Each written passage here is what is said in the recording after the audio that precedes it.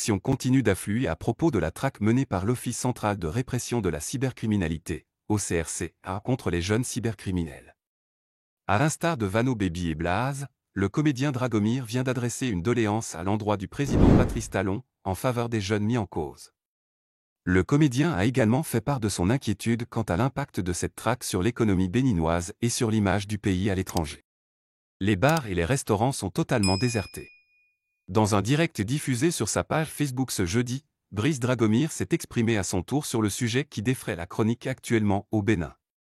Contrairement au rappeur cagoulé Toubé Yeton et au spiritualiste Rabitan qui appelle l'OCRC à ne pas baisser les bras, le comédien a exprimé sa tristesse face à la situation des jeunes cybercriminels actuellement détenus en prison. Selon lui, ces jeunes sont pour la plupart des enfants de pauvres qui n'ont pas eu la chance d'avoir une éducation ou une formation professionnelle. Le comédien estime que les peines de prison infligées à ces jeunes sont excessives et qu'elles risquent de les mener vers une vie de criminalité. Nos frères sont en train de souffrir là-bas. Quand tu rentres dans la ville de Cotonou, tu ne verras plus personne.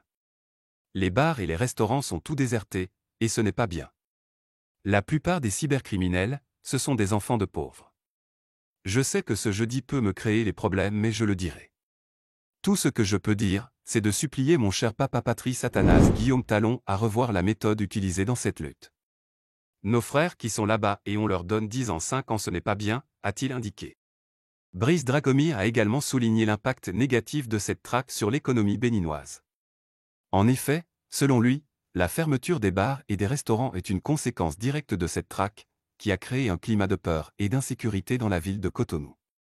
Le comédien estime que cette situation n'est pas bonne pour l'image du pays à l'étranger et qu'elle risque d'avoir des conséquences économiques néfastes à long terme. Quel fonctionnaire peut dépenser sur un artiste lors d'un spectacle ? Parmi eux, il y a certains qui ont créé des entreprises et généré des emplois. Un seul gaiman dans une famille peut nourrir plusieurs bouches. Quant ton enfant, mon frère Lionel avait fait un spectacle à la place de l'Amazon la dernière fois. Ce sont ces jeunes qui ont payé les tickets, a-t-il martelé. Fort de ces constats, le comédien a appelé le président Patrice Talon à revoir les cas des jeunes cybercriminels actuellement détenus en prison.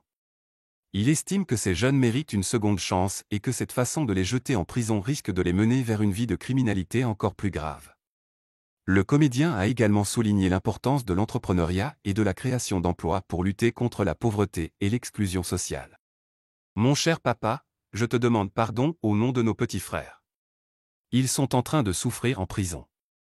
10 ans de prison c'est trop et cela va détruire complètement leur vie. Rassurez-vous qu'une fois en prison, ils feront la connaissance des grands bandits et dès qu'ils sortiront, c'est sûr qu'ils vont commencer avec les braquages.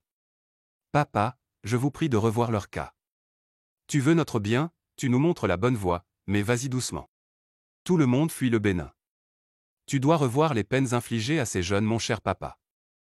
2 ans, 6 mois et quand ils sortiront, ils auront une réinsertion professionnelle garantie. Notre maman Claudine Talon, notre première dame, nos frères sont en prison. La nuit, il faut parler à papa quand il va se reposer. Des arrestations sans plainte. Dans son message, Brice Dragomir a dénoncé également la méthode utilisée par l'Office central de répression de la cybercriminalité dans cette traque.